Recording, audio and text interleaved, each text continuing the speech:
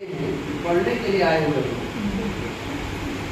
उनसे मेरा एक प्रश्न है, आप क्यों पढ़ते हैं? ज्ञान प्राप्त के क्या करेंगे? पैसे ज्ञान प्राप्त के क्या करेंगे? देखिए, सही ये है, मैं समय नहीं है इसलिए ज़्यादा नहीं पूछता। सच्चाई ये है कि आप जितने भी पढ़ने के लिए आते हैं, सबके मन में है कि पढ़ने के बाद कोई जॉब हमें मिलनी चाहिए, है कि नहीं है? हमारे गुरु भी इसीलिए पढ़ाते हैं कि हमारे बच्चों को बढ़िया जॉब मिल जाए, और हमारे बच्चे भी इसीलिए पढ़ते हैं कि बढ़िया जॉब, उसमें भी सरकारी हो तो और अच्छा है ना जी? जॉब में भी, जॉब का हिंदी क्या होता है? नौकरी। तो एक बात बताइए, आपके घर में कोई नौकर काम करता है तो वह बड़ा है ना आप बड़े हैं? आपके घर में भी तो कोई नौकर काम करता है नहीं करता? नौकर बड़ा है तो जिसके यहाँ काम करता है वो बड़ा है, उसको क्या कहते हैं? मालिक बड़ा है और नौकर छोटा। और आप जितने बच्चे हैं सभी पढ़ाई करते हैं जॉब के लिए, नौकरी के लिए, अर्थात नौकर बनने के लिए, अर्थात छोटा बनने के लिए। साफ साफ बात है कि नहीं? अरे आपकी पढ़ाई क्यों हो रही है? उद्देश्य है आपका बना हुआ कि मैं जॉब करूंगा, नौकरी करूंगा, नौकरी अर्थात छोटा बनूंगा, क्योंकि नौकरी करने वाला सदा छोटा होता है और जिसके यहाँ नौकरी किया जाता है वो बड़ा होता है। तो छोटा बनने के लिए आप पढ़ाई कर रहे हैं, क्या हो सकता है? छोटा बनने के लिए तो पढ़ाई नहीं करनी चाहिए। एक बात और, क्या जो पढ़े लिखे नहीं है वो जॉब नहीं करते? जो पढ़े लिखे नहीं है वो जॉब करते ही नहीं करते। तो पढ़े लिखे भी जॉब करते हैं, नहीं पढ़े लिखे भी जॉब करते हैं, तो पढ़ाई का उद्देश्य जॉब कहाँ हुआ? यदि पढ़ाई का उद्देश्य जॉब होता तो नहीं पढ़ने वाला जॉब नहीं करता। ऐसा नहीं है, पढ़ाई करने वाला भी जॉब करता है और नहीं पढ़ने वाला भी। तो पढ़ाई का उद्देश्य क्या हुआ? जॉब। पढ़ाई करने का उद्देश्य जॉब नहीं है, पैसा कमाना नहीं है। पैसा तो बिना पढ़े लिखे भी कमा सकते हैं। ठेला चलाने वाला पैसा नहीं कमाता है? अरे बहुत बढ़िया पैसा कमाता है, वो बहुत अधिक पैसा कमा लेता है। तो कहने का अर्थ है कि ये पढ़ाई का उद्देश्य नहीं है। अच्छा, एक बात कहिए, यदि पढ़ाई का उद्देश्य ज्ञान प्राप्त करना है तो हमारे देश में पढ़े लिखे लोग तो आज बहुत सारे हैं। आपसे पहले कोई ज्ञान प्राप्त किया है, और ज्ञान प्राप्त करके वो क्या किए हैं तो देखिए, पहले जितना लोग शराब नहीं पीते थे, पहले जितना लोग चोरी जारी नहीं करते थे, डकैती बदमाशी नहीं करते थे, आज पढ़े लिखे लोग ज्यादा कर रहे हैं जो ज्ञान प्राप्त किए हुए हैं। डीएम भी धोखाधड़ी करता है, आप लोगों के संज्ञान में है कि नहीं ऐसा? एसपी, डीएम, बहुत बड़े बड़े पद पर बैठे हुए भी लोग किसी भी थाने में चले जाइए, बिना पैसे का काम होगा क्या? क्या होता है वहाँ? सभी पढ़े लिखे लोग है ना, क्या लेता है? घूस लेना ज्ञान प्राप्ति का निशानी है क्या? हमने ज्ञान प्राप्ति से नहीं किया है। अब बड़ा बताइए, तो ये ज्ञान प्राप्त करने से क्या लाभ हुआ? इससे अच्छा तो बिना ज्ञान का ही था, कम से कम घूस नहीं लेता था, चोरी डकैती इतना बड़ा नहीं करता था। जितने अभी आतंक मच रहे हैं, कौन कर रहे हैं जी? अभी पढ़े लिखे लोग आतंकवादी है। हमको आपको विचार तो करना पड़ेगा कि आप ही पढ़ाई क्यों करते हैं, क्या करना चाहिए कि नहीं करना? समय नहीं है इसलिए ज्यादा तो समय आपका नहीं लूंगा, लेकिन ये बताना चाहता हूँ कि आखिर सचमुच में हम पढ़ाई क्यों करते? पढ़ाई करने का एक उद्देश्य है ज्ञान प्राप्ति करना, लेकिन केवल ज्ञान प्राप्त करने से कुछ होने वाला नहीं, क्योंकि ज्ञानी व्यक्ति भी अपराध भी करते, बड़े बड़े अपराधी जो है सभी ज्ञानी हैं, ज्ञान प्राप्त करके कर रहा है ना। जितना बड़ा आदमी है, जितना बड़ा ज्ञानी है, उतना ही बड़ा वो घोटाला करता है। हमारे बिहार में एक पुल बना भागलपुर में 1700 करोड़ रुपए का। कितने का? 1700 करोड़। और आप सभी लोग जानते हैं कि उद्घाटन भी नहीं हुआ और पुल ढह गए। बताइए ये कौन इतना बड़ा घोटाला किया होगा?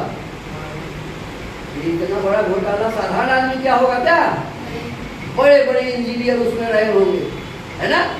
आप ही के जैसे पढ़ाई करते रहे होंगे, किए होंगे। पढ़ाई लिखाई करने के बाद इतना बड़ा घोटाला कर रहा है, इसका मतलब है कि ज्ञान प्राप्ति ही केवल पढ़ाई का उद्देश्य नहीं है। तो फिर हम क्यों पढ़ते हैं? एक छोटा सा बच्चा है, 6 महीने का, कितने दिनों का? 6 महीने का। उसे कुछ भी नहीं आता रहता है, कुछ माँ सिखाती है, बड़ी बहन, बड़े भैया, पिताजी, आस पड़ोस के लोग से सीखता है, फिर स्कूल में जाता है, तो टीचर सिखाते हैं जैसे आप लोगों को सिखा रहे हैं गुरु जी। तो विद्यालय में जाकर भी आप सीखते हैं, लेकिन सीखने के साथ साथ उस बालक को देखिए वो क्या करता है। जिस प्रकार से वो छोटा सा बालक सीखता है, उस प्रकार से हमें भी सीखना चाहिए। कैसे सीखता है? एक दिन माँ दीपक जलाती है। क्या जलाती है? दीपक जलाती है। दीपक जलाती है, माँ चली जाती है भोजन के कक्ष में। उससे पहले बच्चा देखा हुआ नहीं है कि दीपक क्या होता है। वो घुटने के बल दौड़ते हुए जाता है, क्या करेगा? दीपक को हाथ लगाएगा तो फिर क्या होगा? हाथ जलेगा तो फिर रोएगा, नहीं रोएगा? माँ आएगी, देखेगी बच्चों का हाथ जल गया, फिर वो दवा लगाएगी, चुप कराएगी बच्चों को। आप थोड़ा मुझसे बात नहीं करिए भैया, थोड़ा मुझसे बात करिए, जो भी करना है ना। ये समझ में नहीं आता तो मुझसे देखो, वह बालक जिसका हाथ एक दिन जल गया, कल फिर माँ दीपक जलाएगी तो वो बालक जाएगा वहां? क्या जी? यदि माँ चाहेगी भी कि ये पकड़े तो पकड़ेगा? ये है पढ़ाई। ये क्या है जी? ये पढ़ाई है। पढ़ाई में हम अच्छाई और बुराई दोनों सीखते हैं। पढ़ाई में हम अच्छाई और बुराई दोनों सीखते हैं। उस बालक के तरह यदि समझ में आ गया ये मेरे लिए नुकसानदेह है, मेरे लिए हानिकर है, मेरे माता पिता, समाज और देश के लिए हानिकर है, तो उस बालक की तरह फिर वो काम नहीं करेगा। तो पढ़ने का उद्देश्य क्या हो गया? अच्छाई को भी जानेंगे, बुराई को भी जानेंगे। ये ज्ञान प्राप्ति है। ये क्या है जी? ज्ञान प्राप्ति है। और बुराई को यह जानकर कि ये हमारे लिए नुकसान देह है, हम उस बुराई को फिर दोबारा नहीं करेंगे। जैसे आप लोग जानते हैं सिगरेट पीना क्या है? अच्छा या बुरा? सिगरेट पीना बुरा है। लेकिन जो जितना पढ़ा लिखा है वो उतना महंगा सिगरेट आज ना। इसका मतलब पढ़ाई लिखाई के नाम पर ये समाज को ठगा है। ये पढ़ा लिखा व्यक्ति नहीं है। किसी भी क्लास में से नहीं पढ़ाया गया कि स्वास्थ्य के लिए लाभदायक है। लिखा होता है उस पैकेट पर इंजूरियस टू हेल्थ, स्वास्थ्य के लिए हानिकारक है। तो जो हमारे स्वास्थ्य के लिए हानिकर है और उसी काम को हम कर रहे हैं, इसका मतलब हम पढ़े लिखे नहीं है। पढ़ाई लिखाई के नाम पर हमने समाज को ठगा है, माता पिता को ठगा है, देश को बर्बाद किया है, अपने जीवन को बर्बाद किया है। ऐसे ही अब आप पढ़ाई कर रहे हैं लेकिन योजना अभी से बना रहे हैं कि हम तो पैसे पैसे के लिए पढ़ाई कर रहे हैं तो क्या करेंगे आप?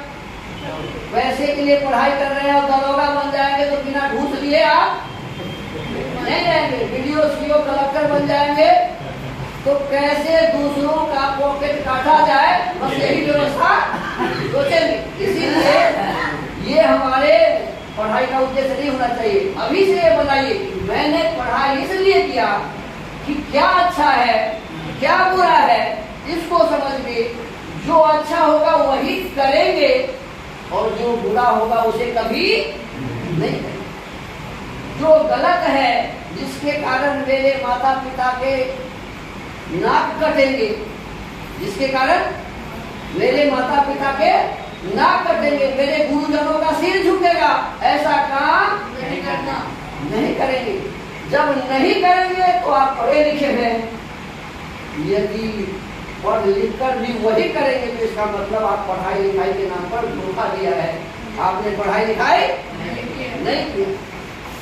तो आप वेद के एक मंत्र को समझ लीजिए। वेद में एक मंत्र है, विश्वानि देव सवितर दुरितानि पराशुभ यद भद्रम तम नः आशुभ। हे परमात्मा, संसार में जितनी भी अच्छाइयां हैं और जितनी भी बुराइयां हैं, हमारे भीतर यदि वो बुराई है तो हम उसे दूर कर रहे हैं, दूर कर देंगे। कोई भी बुराई हमारे भीतर नहीं है और जो भी अच्छाइयां कहीं है उसे हम जानते हैं। तो अच्छा काम करेंगे, बुरा काम हम करेंगे। देखो वेद कितने हैं? ऋग्वेद, यजुर्वेद, सामवेद और अथर्ववेद। वही बालक बता दीजिए चारों वेद में कितने मंत्र हैं? एक भी बच्चे नहीं बताएंगे आप। इसका मतलब जिस देश में आप रहते हैं उस देश के मूल बातों को आप बिल्कुल भी समझ नहीं पाएंगे। जिस देश में रहते हैं इस देश का मूल क्या है? वैदिक संस्कृति है, वेद हमारा मूल है। इसीलिए एक विद्वान हुए अपने यहाँ, उन्होंने कहा बैक टू वेदास। नाम क्या था बताइए आप लोगों को? कुछ भी मालूम? महर्षि दयानंद सरस्वती। उन्होंने कहा वेदों की ओर लौटो। क्यों कहा वेदों की ओर लौटो? तो अभी चर्चा हो रही थी गुरुकुलों की।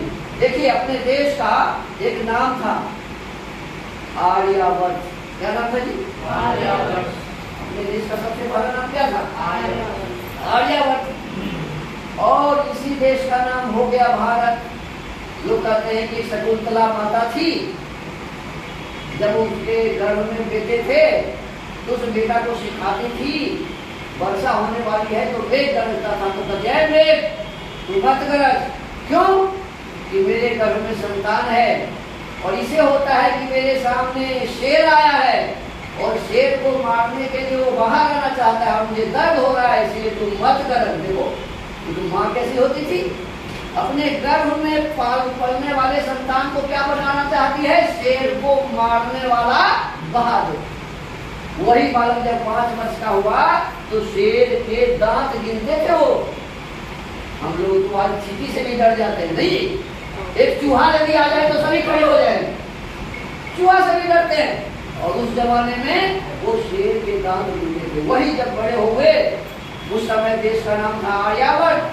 लोगों ने सोचा कि ये बहादुर राजा इतना महान सुंदर श्रेष्ठ, क्यों नहीं इसी के नाम पर अपने देश का नाम रख दिया जाए, जिससे आने वाले हमारे संतान भरत का नाम सुनकर और स्वयं भरत बनने का प्रयास करेगा, बहादुर बनने का प्रयास करेगा।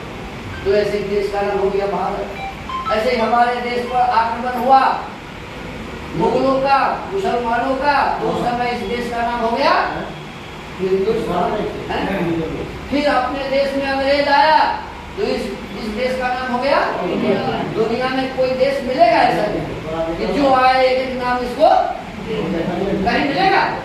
अरे दुनिया में 200 से ऊपर देश है, किसी भी देश के पास 7 नाम, हमारा ही अभागा देश है जिसके 4 नाम है। और जो नाम नहीं होने चाहिए वो भी है, जो नाम नहीं होने चाहिए।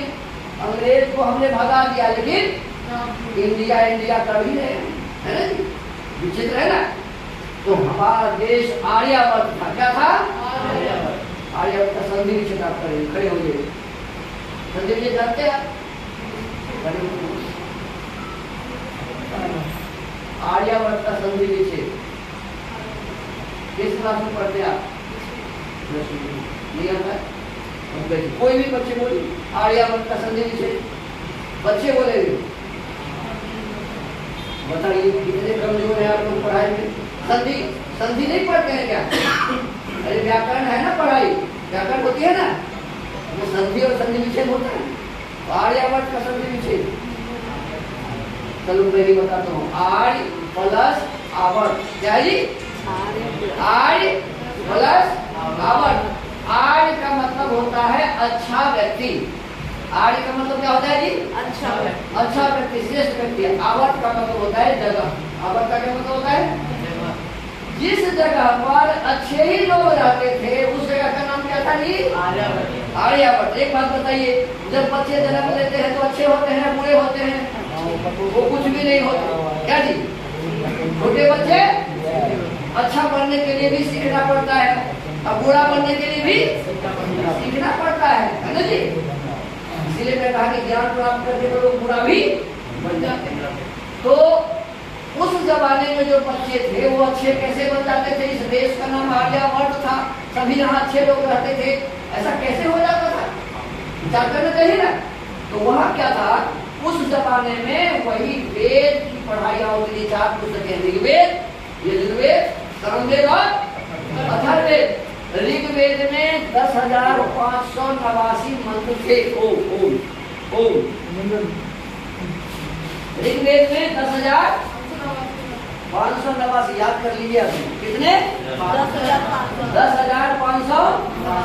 यजुर्वेद में 1975, यजुर्वेद में सामवेद में 1875, सामवेद में और अथर्ववेद में 5,977, अथर्ववेद में सबको कुल मिला के बताइए कितना हो गया? 20,416। कितने हो गए? 20,416। चारों वेद में 20,416 मंत्र हैं। हमारे बिहार में, यहाँ की बात मैं नहीं जानता, हमारे बिहार में तो हमारे मुसलमान भाई भी अब वेद पढ़ते हैं, चतुर्वेदी होते हैं उसमें। हमारे यहाँ प्रवचन करने आते हैं मुसलमानों में चतुर्वेदी, मौलवी भी चतुर्वेदी होते हैं। और हम लोग वेद से दूर भाग रहे हैं। हम लोग वेद के मंत्र भी कुछ नहीं जानते। तो जानना चाहिए कि नहीं जानना चाहिए? उस जमाने के लोग वेद पढ़ के और अच्छा बन जाते थे। एक वेद का मंत्र मैंने भी कहा, हे परमात्मा मेरे अंदर जितनी भी बुराई है सब दूर हो जाए और जो अच्छाई है सभी हमें मिल जाए। बताइए सारे भारतवर्ष में जितने भी लोग हैं, मुसलमान, ईसाई, हिंदू, सिख, जैन, बौद्ध, सभी एक मंत्र को अपने जीवन में धारण कर ले, सभी बुराई हटा दे, सभी अच्छाई ग्रहण कर ले, ये देश कैसा हो जाएगा? आर्य हो जाएगा कि नहीं हो जाएगा? केवल एक मंत्र को अपने जीवन में धारण कर ले तो ये देश आर्यावर्त हो जाएगा। पुनः उस जमाने के लोग 20,416 मंत्र धारण करते थे, इसीलिए वो श्रेष्ठ होते थे और ये देश आर्यावर्त होता था। इसीलिए महर्षि दयानंद सरस्वती ने आवाज दिया, ऐ भारतवासियों वेदों की ओर, वेद को जानो, वेद को पढ़ो, वेदानुकूल जीवन बनाओ और आर्य बन जाओ। आप 10वीं में पढ़ते हैं, शायद 7वीं 8वीं में ये कहानी है। एक व्यक्ति आए थे चीन से अपने देश में, उनका नाम था हुएनसांग। क्या नाम था? हुएनसांग। जब भारत में आए थे तो बिहार में कुछ विश्वविद्यालय था, नालंदा विश्वविद्यालय, खंडहर अभी भी पड़ा हुआ है, जाके देखना चाहिए। विश्वविद्यालय में वो आए, पढ़ाई 4 वर्ष किए और इसके पश्चात पूरे भारत में घूमे और इसके बाद वो लिखते हैं हुएनसांग की यात्रा वृत्तांत कह के किताबें आती है, हिंदी में भी है ना, इंग्लिश में भी है और उसके अपने डायरी का नाम है टटांग सुपुगी। क्या नाम है? चाइनीज भाषा में है टटांग सुपुगी। तो आप उस की यात्रा विवरण पढ़िए। वो कहते हैं कि मैंने भारत में सारे स्थानों को देखा। उस समय अफगानिस्तान नहीं था, भारत ही था। उस समय पाकिस्तान और बांग्लादेश नहीं थे। उस समय नेपाल नहीं था, बर्मा आदि नहीं थे, भूटान नहीं थे, सभी ये भारत में आर्यवर्त था। वो कहते हैं कि मैंने सारे भारतवर्ष में घूमा, देखा कि किसी घर में ताले नहीं लगे हैं। क्यों? कि यहाँ कोई चोर। देखो एक कैसा देश था। हमारे देश की महिमा बड़ी सुहानी है, हमारे देश की महिमा बड़ी सुहानी है। पहले तो आप लोग बढ़िया से बोल रहे थे, अब ये बोल रहे हमारे देश की महिमा बड़ी सुहानी है, सबसे निराली है, सबसे पुरानी है, सबसे निराली है, सबसे पुरानी है। किसी दरवाजे में ताला न कोई होता था, किसी दरवाजे में ताला न कोई होता था। हर एक आदमी बेखौफ होके सोता था, हर एक आदमी बेखौफ होके सोता था। न जुआरी न शराबी न चोर होता था, न जुआरी न शराबी न चोर होता था। ऐसा वातावरण ही चहुर होता था, ऐसा वातावरण ही चहुर होता था। हमारे देश की महिमा बड़ी सुहानी है, हमारे देश की महिमा बड़ी सुहानी है, सबसे निराली है, सबसे पुरानी है, सबसे निराली है, सबसे पुरानी है। तो हमारा ये देश सबसे महान इसीलिए था कि यहाँ वेदों की पढ़ाई होती थी और सिखाया जाता था कि किसी का भी सामान नहीं छुओ। कहीं रास्ते में कुछ गिर जाता था तो वैसे ही पड़ा रहता था, वो खुद आके लेता था, कोई दूसरे का सामान उठाता नहीं था। ये भी एक इतिहास है। चीन से एक यात्री आया था, वो एक कुएं पर पानी पिया और वो छाता उसके पास था, उसमें कमानी सोने की थी और सोने की कमानी वाली छाता वही रह गया। और वो गए, जब बाहर गए जाके याद आया कि छाता तो छूट गया कुएं के ऊपर। फिर मन लो आपको कोई ले लिया होगा, लेकिन दूसरे दिन जब वापस आ रहे थे तो देखा कि जैसे मैंने रखा था वैसा ही देखो कैसा ही देश था। अरे इस प्रकार के देश में आज क्या हो गया है? इन माताओं से पूछो, इन बेटियों से पूछो, जिस घर में सास है और बहू है, बहू की ताली चाबी अलग है और सास की ताली चाबी अलग है। बहू यदि सास का ताला खोल दे तो उस घर में लड़ाई, और ऐसे ही सास भी कहीं बहू का ताली खोल दे तो वहां भी। बताओ इसका मतलब क्या है? इसका मतलब है आज सास के लिए बहू चोर है और बहू के लिए सास चोर है। बताओ यह अच्छा है कि वो अच्छा था? कौन अच्छा था जी? यह अच्छा है कि वो अच्छा था? आप लोगों को क्या बनाना है? यही बनाना है क्या? अरे अब इसीलिए महर्षि दयानंद क्या बोले, वेदों की ओर। समझ में आया कि नहीं? वेदों की ओर लौटो, खाली ऐसे नहीं वेद पढ़ लो। अरे वेदों में जिस प्रकार की अच्छाइयां हैं वो हमारे जीवन में होने चाहिए। मैं पढ़ाई करूंगा, दरोगा बनूंगा। क्यों? कि पेट है तो पैसे चाहिए ना। देखो नौकरी तो पेट का उद्देश्य है, भोजन का उद्देश्य है। रोटी कपड़ा मकान चाहिए तो किससे होगा? पैसे से। और पैसे कैसे होगा? नौकरी करने से, व्यापार करने से। क्या जी? तो हम नौकरी इसलिए करते हैं, पढ़ाई लिखाई। अच्छा बोलो, अभी यदि आप बोलो उनको क्या नाम है, सबसे बड़ा धनी कौन है अभी? अंबानी। अंबानी को बोलो मेरे यहाँ नौकरी करो, करेगा? अरे करेगा क्या? क्यों नहीं करेगा? पैसे का अवार्ड लगा हुआ है, क्यों नौकरी करेगा? आपके पास हो जाए तो आप क्यों करेंगे जी? तो आपको भूख लगती है, रोटी चाहिए, आपको कपड़े की आवश्यकता है, कपड़े चाहिए, आपको घर की आवश्यकता, मकान चाहिए, तो मकान और रोटी और कपड़े के लिए आप क्या करते हैं? नौकरी करते हैं। समझ में आएगी? नौकरी का उद्देश्य ये तो भूख है, मकान है और रोटी कपड़ा है, लेकिन पढ़ाई का उद्देश्य क्या है? पढ़ाई का उद्देश्य होना चाहिए अच्छाई और बुराई को समझेंगे, इसलिए पढ़ाई करते हैं, और बुराई को छोड़ने के लिए पढ़ते हैं और अच्छाई को ग्रहण करते हैं। आज दुर्भाग्य है, आज मैं एक आर्य सामाजिक परिवार में गया था, प्रधान जी आर्य सामाजिक परिवार में भोजन किया, जब वहां से चला तो उनके बेटे मेरे साथ जा रहे थे मुझे बस पकड़ाने के लिए, वो खड़े हो गए एक जगह और सिगरेट खरीदा, 300 रुपए का एक पैकेट। मैंने कहा आप सिगरेट पीते हैं? मैंने जैसे ही कहा कि आपको आज सामाजिक परिवार के हो, आप सिगरेट पीते हैं, तो कुछ बहाना बना दिए। जब वो उतर गए गाड़ी से तो उनके ड्राइवर हमको बुला दिए, तो बहाना बना दिए खूब पीते हैं।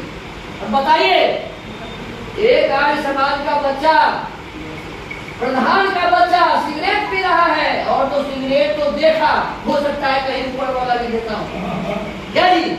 और जो आर्य समाजी नहीं है उनके बच्चों के लिए आपका क्या कहेंगे बताइए?